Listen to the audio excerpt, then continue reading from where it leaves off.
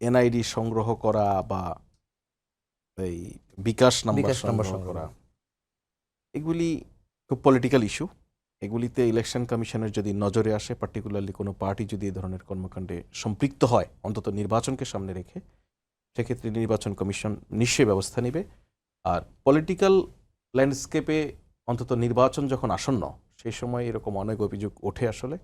সেগুলি অনেক সময় ইলেকশন কমিশন খতিয়ে দেখে যেগুলি সত্যতা পায় সেগুলি বিষয়ে ব্যবস্থা নেওয়ার সুযোগ আছে, যেগুলি সত্যতা অনেক সময় পাওয়া যায় না সেগুলি নিয়ে কিছু করা যায় না। কিন্তু দলগুলিতে আপনি যদি খেয়াল করেন যে এক ধরনের পাল্টাপাল্টি অভিযোগের ব্যাপার আছে। ধরুন আপনি এই যে পার্টিকুলারলি পোস্টাল ব্যালট নিয়ে বিএনপি এক ধরনের কনসার্ন এক্সপ্রেস করছে, আমার কাছে শুধু মনে হয়েছে এই কনসার্নের অন্যতম কারণ হচ্ছে বিএনপির বিরুদ্ধে এক ধরনের অভিযোগ, তার যে অপোজিশন ক্যাম্প আছে সেখান থেকে নানান ধরনের অভিযোগ করা হচ্ছে, বলা হচ্ছে প্রশাসন থেকে সুবিধা পাচ্ছে বা নানান কিছু নিয়ে। যখন এই অভিযোগটা সেই সময় কিছু একটা নিয়ে হাজির হওয়ার জন্য শুধুমাত্র এই অভিযোগ, এর বেশি কিছু আমার মনে হয় না। এই বিবেচনায় যে এটা খুব পরিষ্কার যে আপনি কিসের ভিত্তিতে এখানে প্রতীকগুলি সাজানো হয়েছে, তাই না?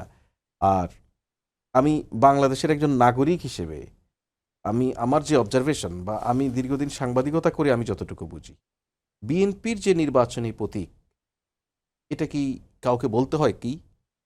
এটা সবার মুখস্থ। সো দেশে বলেন প্রবাসে বলেন, বিএনপির যে ভোটার, বিএনপির ভোটারের কাছে দানের শীষ দৃশ্যমান হতে হবে, এটা কোনো ঘটনাই না। বিএনপির ভোটার দানের শীষ খুঁজে বের করবে, সে কমপ্লেন তুলবে যদি ধানের শীষ খুঁজে না পায়। তো এটা খুবই, আমি মনে করি পলিটিক্যালি একটা অভিযোগ পাল্টা অভিযোগের সময় চলছে। এইটা নির্বাচন সময়কালে হয়, এটা এটা এটা একটা খুবই কমন ফেনোমেনন আমাদের পলিটিক্যাল পার্টিগুলির মধ্যে। এটা হচ্ছে, এটা হবে। বাট এটা নিয়ে পোস্টাল ব্যালট নিয়ে অ্যাটলিস্ট উদ্বেগের কিছু নেই। সেখানে বিএনপির প্রতীক আছে, যেখানে থাকা প্রয়োজন সেখানেই আছে।